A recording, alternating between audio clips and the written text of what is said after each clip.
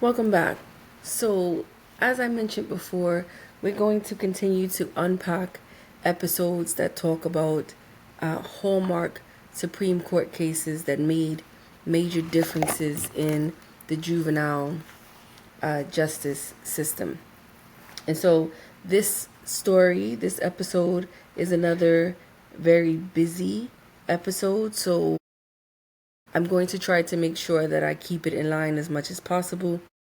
And so you may just have to keep up. I'm going to try to talk slow and add reference points as needed. But there's a few different cases that I'm going to talk about that brings the whole conversation around juvenile life without the possibility of parole to the forefront. So we're going to start with the Graham v. Florida case. And so Graham v. Florida was a Hallmark Supreme Court case that held a decision that youth offenders could not be sentenced to life without the possibility of parole for non-homicidal offenses. And so this was very important because there's other cases I'm going to talk about where this matters the most to.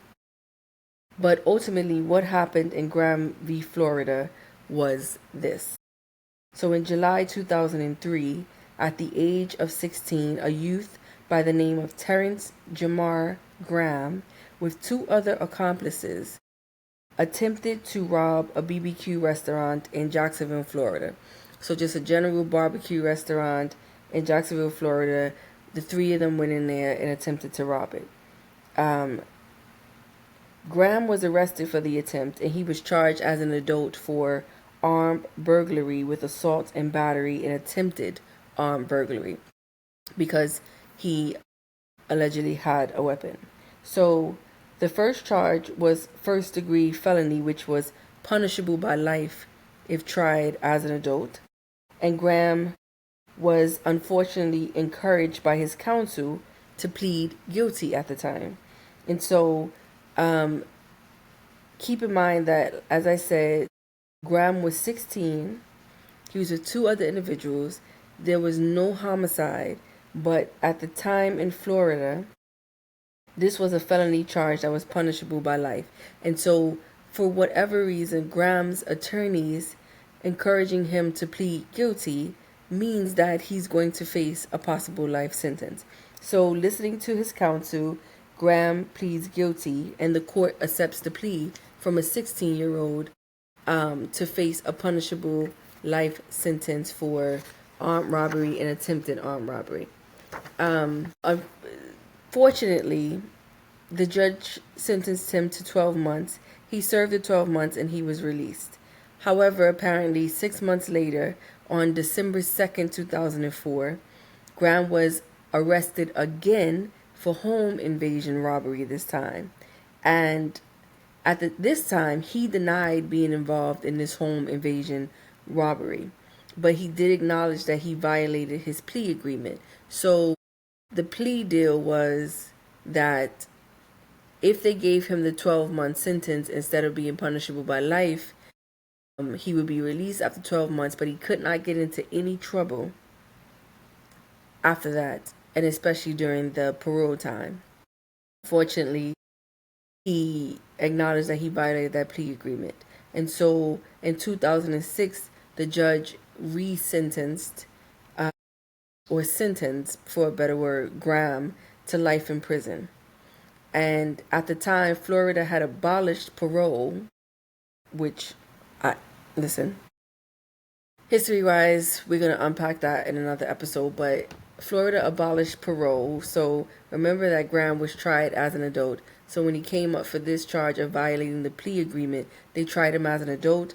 Parole was abolished, and so he was sentenced to life in prison without the possibility of parole because Florida did not have parole. So effectively, his life sentence became a sentence without parole. And so now he's facing a life sentence, okay? And he's sitting in the jail, and you have other moving parts that's happening. So while Graham is sitting in jail, in 2004, remember, he committed this crime. A year later, while he's sitting in jail facing life without the possibility of parole, Roper v. Simmons is happening. So 1 year later, in 2005, Roper v. Simmons comes before the Supreme Court. And in this case, a 17-year-old boy named Christopher Simmons was sentenced to death in 1993. The defense team filed multiple appeals at the state and federal court level until about 2002, and each of those appeals were rejected. And they were pretty much arguing that, this is cruel and unusual punishment to sentence a 17-year-old to death in 93. And so in 2002, the Mississippi Supreme Court stayed his execution until another case that was happening, Atkins v. Virginia, was decided by the U.S. Supreme Court. And so in Atkins v. Virginia, I told you this was going to jump around, so you gotta rock out with me. In Atkins v. Virginia, we going all the way back to 96. So remember, we're talking about Roper. We're talking about Roper v. Simmons. We're talking about Grahams, and now we're going to add Atkins. So Graham was happening in 04-06, and he's sitting in court. He's sitting in jail. In the process of him sitting in jail, Roper's case that happened in 93 is coming up in front of the Supreme Court in 2005 to argue for his case. As his case is coming up, there's a case already coming before the Supreme Court that is to be decided, and that's the Atkins case. Now, Atkins case is another case that happened years prior. So at midnight on August 16th, 1996, Atkins and an accomplice, William Jones, took a semi-automatic handgun and abducted a guy by the name of Eric Nesbitt. They robbed him of his money, and then they took him to an ATM in his truck and forced him to withdraw cash from the ATM. Now, even back then in 96, ATMs had recording devices in it. And so as they were taking him and forcing him to take money out of the ATM, the machine was recording the transaction. Once they got him to take the money out of the ATM, they took him to an isolated area and shot him 8 times and killed him. And so Jones and Atkins both testified in the guilty phase of the Atkins trial, where they told similar stories except who had the gun and who did the shooting. And so just to be clear, Jones, which was the accomplice, testified against Atkins in Atkins' trial and accused Atkins of having the gun and doing the shooting. In Atkins' trial, Atkins also testified on his own behalf and argued that he didn't have the gun, Jones had the gun, and Jones did the shooting. And so, unfortunately, the jury found that Jones' testimony was more believable, and so they felt like he was more credible. But the catch to that is we have to keep in mind that at this time, they were also realizing that Atkins had some cognitive impairments. And so when he testified, his presentation was a bit different because communicatively and cognitively, there were some deficits in his ability to functionally answer questions and all those type of things. Very problematic that his counsel even allowed him to testify and did not bring forth the mitigating factors of his cognitive impairments, but they didn't. And so that impacted the credibility of his testimony, where the jury felt like Jones, who was not cognitively impaired, was more credible and more likely to be telling the truth. And so they pretty much established Atkins as the killer.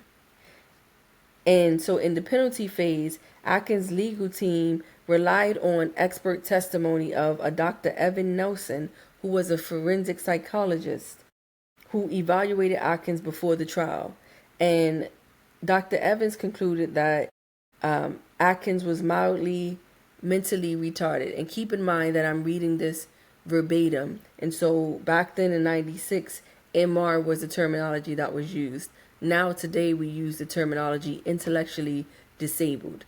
But at the time, MR or mentally retarded was the terminology for significant cognitive impairment. So Dr. Evans diagnosed Atkins as mildly mentally retarded, and he based that on interviews, a review of the school and court records, and the results of a standard IQ test where he found Atkins had an IQ of 59. And so we want to keep in mind when we're talking about cognitive impairments that an IQ of 59 can impact not only an individual's learning abilities, but their adaptive skills, their problem solving skills. It's also going to impact their ability to functionally communicate and socially interact. And so these were key factors that were to be discussed and identified because they mitigate some of the things that we're talking about as far as Atkins' interaction in this, kidnapping, robbery, and killing. And so despite this knowledge and despite this diagnosis and despite this expert forensic psychologist testifying about these findings, Virginia court still sentenced Atkins to death. But something happened in the process and they had to hold a second hearing because the trial court used a misleading verdict form. And so they had to throw out the first verdict because of a procedural or clerical issue, and they had to do a resentencing. And so they held a second trial, a second hearing, and at the resentencing, Dr. Nelson again testified about Atkins' cognitive impairments. But this time, the state was prepared, and the state presented an expert witness that rebutted Dr. Evans' report. And so the state's expert rebuttal witness was Dr. Stanton. And Dr. Stanton testified that Atkins was not mentally retarded, that he had average intelligence, and a diagnosis of antisocial personality disorder. Either way, the jury still again found him guilty and the judge sentenced him to death. And so at this time, Atkins' legal team appeals, and the Supreme Court of Virginia affirmed the death penalty. Their justification was that the state level Supreme Court in Virginia was not willing to commute Atkins' sentence to life imprisonment merely because of his IQ score. They felt that his IQ score of a 59 was not enough to commute it to a life sentence.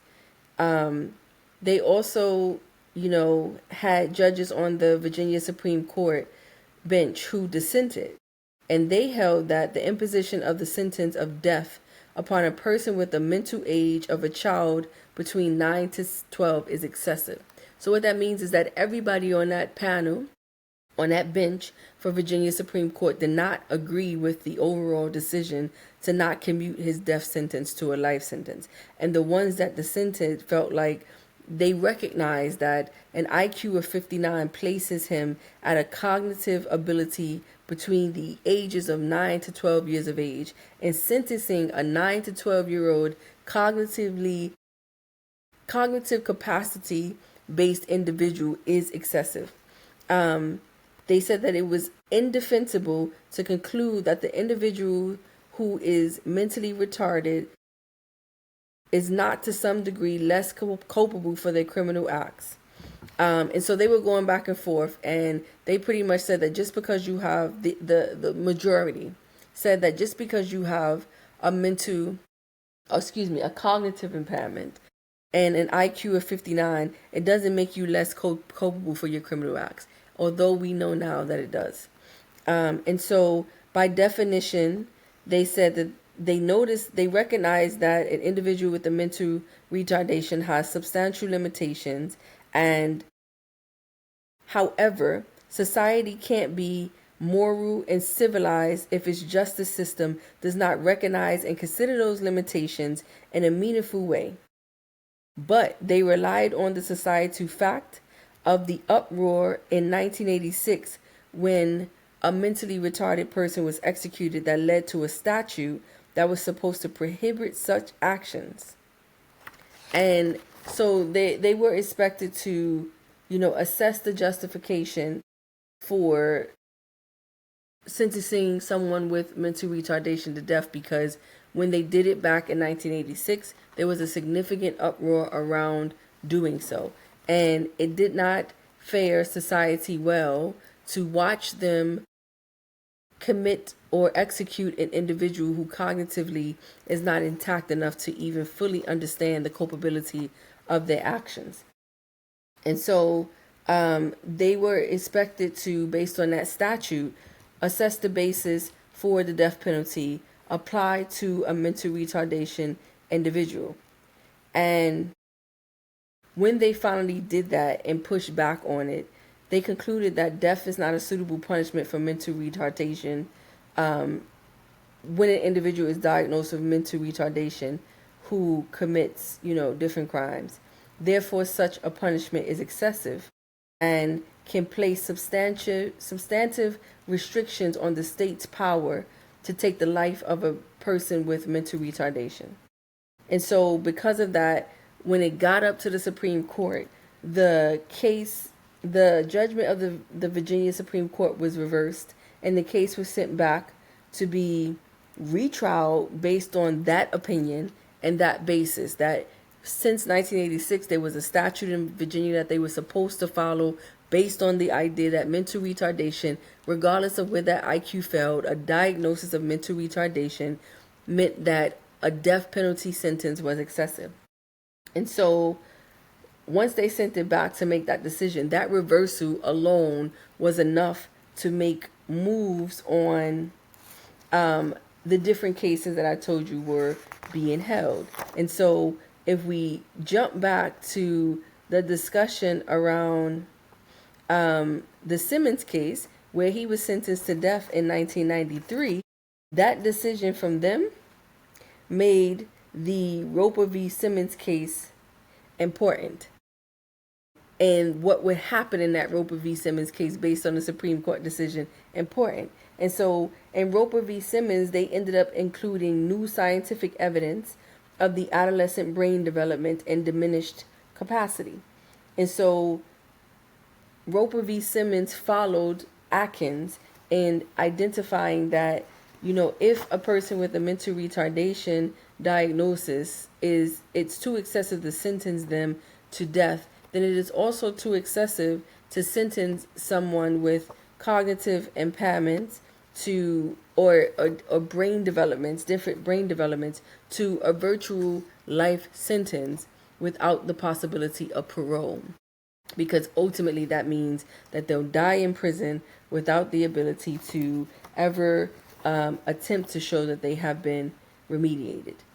And so in that process, what ended up happening was Roper v. Simmons laid out some guidelines, and they said that, they restricted age, which says that anyone under the age of 18 can't be sentenced to life without the possibility of parole for non-homicidal charges. They said based on the 8th Amendment, it was cruel and unusual punishment. Based on the 14th Amendment, it violated due process and equal protection clauses because youth are not as culpable as adults cognitively. They also argued for scientific evidence about youth impulsivity, decision-making, and susceptibility to peer influence. And so keep in mind, in Roper v. Simmons, there was the connection between what he had going on and what was happening with the concerns for the Atkins case and the concerns for the Graham case. And remember that Graham was the person who was with another person, and he was 16. He was with two other accomplices. Remember in Roper that Roper was sentenced to death, and his team was following these appeals until 2002. But it was stayed until they decided on what was going to happen in the current case that we just talked about, which was the Atkins case. And so because of these different things, we're looking at the growth in the variety. So once Roper saw what was happening with Atkins and what the decision was, they said, cool, we're going to back it back. We can't sentence this 17-year-old boy to death because it is Eighth Amendment violation of accrued and unusual punishment, because it violates his due process and equal protection clause rights, and because there's now scientific evidence around youth culpability in their brain development. And so Roper v. Simmons significantly impacted the juvenile justice system and the evolving understanding of the standards of juvenile culpability and the role of science in legal proceedings.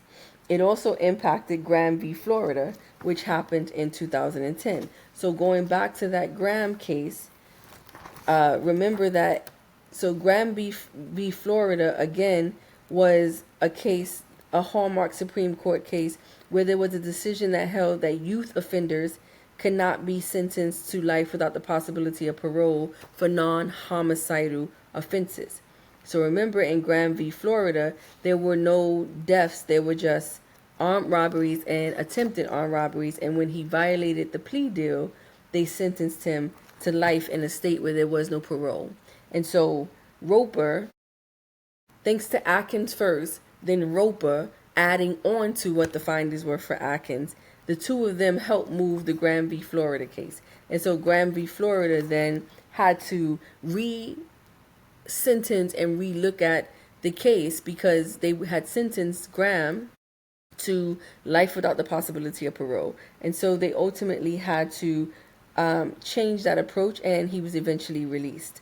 And so as we're talking about Graham v. Florida and Atkins and Roper, there are two more cases that tie into this. And so we have Graham, and then we have the Ken Young case, and we have the Miller v. Alabama case. And so as we're dealing with those three cases, the Roper, the Graham, the Atkins case that set the hallmark, we have Ken Young's case happening, and we have Miller v. Alabama case happening. So I'm going to talk about Miller v. Alabama's case, and then I'm going to talk about Ken Young's case. So in 2012, Miller v. Alabama pops up, dealing with life without the possibility of parole. And in this case, Evan Miller was a 14-year-old when he was convicted of aggravated murder and sentenced in Alabama state court to life without the possibility of parole. And immediately his team argued that he was a youth and he cannot be sentenced to life without the possibility of parole, even though it was a homicidal case. So remember, before, we were arguing about two different type of factors with the life without the possibility of parole in the death sentence process. The first factor was arguing in the Supreme Court holding that a youth cannot be sentenced to life without the possibility of parole for non-homicidal cases. So in this matter, currently Miller v. Alabama doesn't fit under that Hallmark case. In the second factor, the Supreme Court held that it was cruel and unusual punishment to sentence individuals with cognitive impairments or intellectual disabilities to death. And again, Miller v. Alabama at the time did not fit under that Hallmark case either. But his counsel decided to push the envelope. And when they pushed the envelope, they were now arguing to add an extra factor to this movement. And their extra factor was, even though he committed a murder, he still shouldn't be sentenced to life without the possibility of parole because he was a youth. And it impacted or went against all of the other things that we have learned from Graham and Roper about the scientific evidence around the difference between youth and adults. And so they appealed it, and it eventually made it to the Supreme Court, the U.S. Supreme Court. And in this case, the U.S. Supreme Court identified 5 factors to be considered in determining when life without the possibility of parole could be imposed on a youth. And the factors were youth and age maturity, the family home environment, circumstances of the offense, the role of the youth in the offense, any influence of peer pressure, the competency or incapacities of the youth that may have disadvantaged the youth in dealing with the system, and the youth's potential for rehab. These are now known as the Miller factors. And so these Miller factors were important to the Supreme Court's decision. And ultimately, the Supreme Court held that in the Miller case, in all cases retroactively, keep that in mind because that's going to tie back to the Ken Young case and many other cases. But they held that in Miller's case, in all cases retroactively, mandatory life without the possibility of parole sentences for all children 17 or younger who committed homicides or not was unconstitutional. And so this retroactively changed life without the possibility of parole for thousands of youth across the United States. So it changed it for situations like Ken Young, Harlem Flowers, even in matters like the, exonerated five, it made a big difference.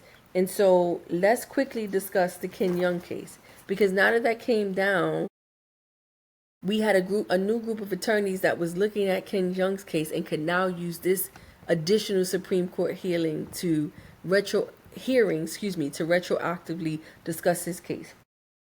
So in the Ken Young case, Ken Young was 14 years old and he lived with a mom that was addicted to drugs. And apparently in this situation, his mother's drug dealer forced him to participate in a string of armed robberies. And so specifically, there were 3 armed robberies and 1 attempted armed robbery that were committed over a 30-day period in the summer of 2000. And primarily, these robberies was led by a 24-year-old. And Ken Young at 14 was with him. Now, when this case came to trial in their state, the victims testified that most of the aggression, the aggravation, the assault, the attacks came from the 24-year-old. That Ken Young more so served as a lookout, that even one woman testified that the 24-year-old at one point was getting ready to sexually assault her, had pulled her by her hair, had hit her in the face with the gun, and was getting ready to likely sexually assault her. And Ken Young stopped him and said, "We need to go, let's go." He was never ever portrayed by the victims as being the violent, aggressive one or the one who took the money or any of those type of things. That's very important to keep in mind, because when the case goes to trial, the 24-year-old is sentenced to 1 life sentence. And remember, I told you that there were no murders, and this was considered a non-lethal crime. However, in Florida, the minimum sentence guideline for adults being sentenced to this type of crime, where there's armed robberies or attempted armed robberies, the sentence guideline is approximately 4.5 years. So even for the 24-year-old, getting a life sentence was excessive. Now keep in mind that these are 2 black males. So the 24-year-old got 1 life sentence for a non-lethal crime that usually in the state of Florida has a minimum sentence guideline of approximately 4.5 years. Now Ken Young was also tried as an adult, and at the age of 14, he was given 4 consecutive life sentences for a non-lethal crime that in Florida has a minimum guideline sentence of approximately 4.5 years. And so as he gets sentenced to these 4 consecutive life sentences at 14, he's surprised. He cannot believe it. What do you mean I am never going home? What do you mean that I'm getting ready to serve 4 consecutive life sentences? And keep in mind, you don't even have to say without the possibility of parole, because 4 consecutive life sentences ultimately means you serve your first life sentence, and when you die, your next life sentence happens. Virtually impossible. It makes no sense why they do such a thing with overkill, but that's what that ultimately means. So there was no chance of him getting out per this sentence. And so remember that as he's sitting in jail, almost 11 years later, the Granby, Florida case is happening in 2010. And then as that Granby, Florida case is happening and they're arguing around the Supreme Court movement, and the Supreme Court says that the, 8th Amendment things is going on and that they can't do this. This is unconstitutional. Graham's legal team is filing appeals. They're filing what is known as a writ of certiorari to file to the First District Court of Appeal in the state of Florida. And so a writ of certiorari is pretty much a method the Supreme Court uses to choose cases that involve significant legal questions, like especially when the lower courts tend to disagree on the same issue, or the lower court's decision conflicts with the Supreme Court's existing precedent. So keep in mind, we have precedents that are coming up, and sometimes the courts will make decisions that conflict with the Supreme Court. Remember that the United States Supreme Court's decision takes precedence over any state decision. And so that's why the U.S. Supreme Court's decisions are so important, because when they happen, they can either flip or overturn what states have already set in place in their court-based decisions, or they can make a new rule, which can impact things retroactively or moving forward. And so they were filing the writ of certiorari, and they were arguing that there were significant legal questions that they disagreed with, and they were also arguing that the court's decision conflict with the existing precedent. So here, they pretty much were saying that the lower court, Graham's legal team was pretty much saying that the lower court's decision to effectively give him life without parole for a non-homicide crime committed before the age of 18 violated his Eighth Amendment rights on the face, and that it was cruel and unusual punishment. And so originally, of course, the district courts disagreed. They argued that Graham's sentence was neither a facial violation of the Eighth Amendment nor was it cruel and unusual punishment. But to sentence someone to life without parole for a non-homicide crime is cruel. And so again, this argument is happening in the process of Ken Young sitting in prison, facing 4 life sentences for a non-homicide crime 11 years later. And so they argue that it wasn't, a violation of his amendments, and that it wasn't cruel and unusual punishment. And so in a 6-3 decision that included Sotomayor, Gunsby, the decision for the Supreme Court ruled for Graham. The U.S. Supreme Court ruled for Graham, and they held that the Eighth Amendment was violated and that this sentence for a non-homicidal crime was cruel and unusual punishment. And what they said was that the clause does not permit a juvenile to be sentenced to life without the possibility of parole for a non-homicidal crime. They also held that cases like Atkins and Roper, remember we talked about those two, cases like Atkins and Roper governs the court, and the court must first consider the objective indicia of the society's standards. So what does the standards indicate? And then they must determine whether the punishment in question violates the Constitution, which it did. And so there was also argument from Supreme Court Justice Roberts, who held that, like in Roper, it must be recognized that youth offenders are generally less culpable than adults who commit the same crime. And so because of that, Graham's sentence was overturned, and it set precedents for youth like Ken Young, who was also in Florida facing 4 life sentences for a non-homicidal crime. So Ken's lawyers immediately jump on that, and they effectively argue that his 4 consecutive life sentences are unconstitutional, are a violation of his Eighth Amendment rights, and that it totally disregards the Supreme Court's precedents around this standing, because they held in Graham that this was unconstitutional. And so they won, and he was released after serving 11 years in prison. And so those are ultimately the cases. So we have Roper, we have Atkins, which set the baseline for Graham v. Florida's attorneys to then go back and appeal and argue his case. And then Graham v. Florida's attorneys' decisions from the Supreme Court then made it possible for Ken Young's case to then be re-argued and addressed and released. And it also helped to change cases, like I said, like Harlem Flowers case in Washington, D.C., where this discussion around sentencing youth to life without the possibility of parole is unconstitutional. And so it has ultimately made and influenced major cases for youth across the United States who were sentenced back in the 90s and the early 2000s to life without the possibility of parole.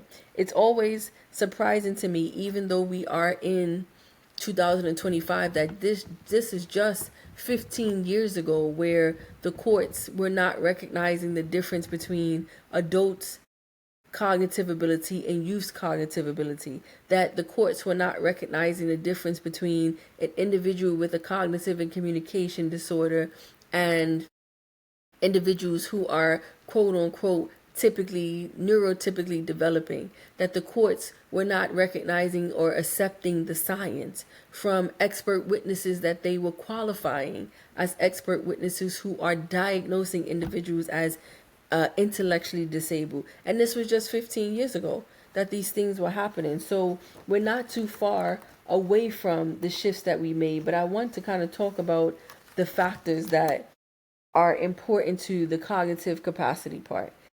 And so remember that we talked about the scientific evidence, the youth impulsivity, that decision making of youth, and that youth are susceptible to peer pressure are key factors from Roper v. Simmons around cognitive capacity and culpability.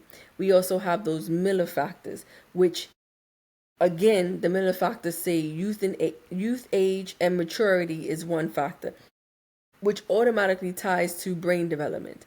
Then we're talking about the role of the youth in the offense, which is the culpability. Sometimes a youth can be present, but not have the cognitive ability or capacity to back themselves out of the situation.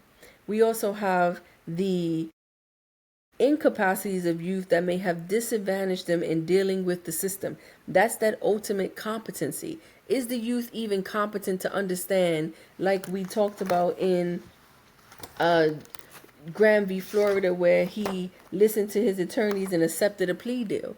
Did he fully understand the plea deal that he was accepting when he accepted it at, this young age of 16? Did Ken Young fully understand at 14 the extent and the capacities of what he had to deal with? And he spoke about the fact that he didn't fully understand what was going on in court. He didn't understand that he could even face a life sentence, let alone 4 life sentences, and that it didn't actually hit him that he would never be going home until the judge made that statement. They walked him back in them handcuffs and closed that gate. And so we're talking about all of these capacities that significantly impact youth in the things that they may and may not do. And so the scientific evidence is important because it will alter or make a difference to the mitigating factors around a youth's mens rea, which is their mental status, their mental ability, where they were at the moment mentally or cognitively, and the actus rea, which is the actions that were committed. Did they fully understand the action when they did it, if they did it allegedly or were a part of it? Is it is it secondary to the youth impulsivity that Roper v. Simmons talked about? Or is it secondary to the developmental delays in decision making that they're talking about in Roper v. Simmons? And to keep in mind, the important part to remember is that these factors from Miller and Roper are factors that they are discussing for, again, neurotypically developing youth. They're not addressing the factors that align to how these things may change or affect them when they are an individual with low IQ scores or intellectual disabilities or cognitive and communication disorders. And so that's the cognitive capacity we want to talk about. But these influences, these 5 factors, are very important to, all of the things that we've talked about. It's important to the 8th Amendment and the 14th Amendment around equal protection and due process and the overall constitutional rights. And these cases, and there's more than just these cases, but these are the key Hallmark cases. But these cases, Miller v. Alabama, Atkins Roper v. Simmons, Atkins, Graham v. Florida. All of these cases are major cases that set the baseline in the discussion around a youth's mental or cognitive development and how it plays a role in what they are able to understand and do, what they are competent of, and why the court sentencing youth as adults, and especially to life without parole or even death, is unconstitutional. And so this is the episode around the cases where originally these youths' childhood was stolen from them. And at some point they were able to experience some level of life. A lot of them well out of their childhood ages, unfortunately. But thanks to the Supreme Court, we had some movement that has set a base for how we do things today with youth in life sentences or death sentences. And that's this episode. So I appreciate you for rocking with me again through this one. Next month, we have another key big one that we're going to talk about. And I'm not going to give you the information so far, but it's going to tie into the Eighth Amendment that we kind of talked about today and kind of unpack the Eighth Amendment violations with youth a little more. That one won't be as busy, I promise. It'll be one, maybe two cases, but just enough to give you an understanding around the cognitive capacity and the Hallmark cases for that one. I hope you enjoyed this one. Any parts of it that was a bit confusing to you, feel free to reach out to me. You can find me on Instagram at Dr. Juvenile _forensic SLP. And you can send me a DM there and we can chat or unpack it. Leave a comment, leave a message, and I will see you on the next one.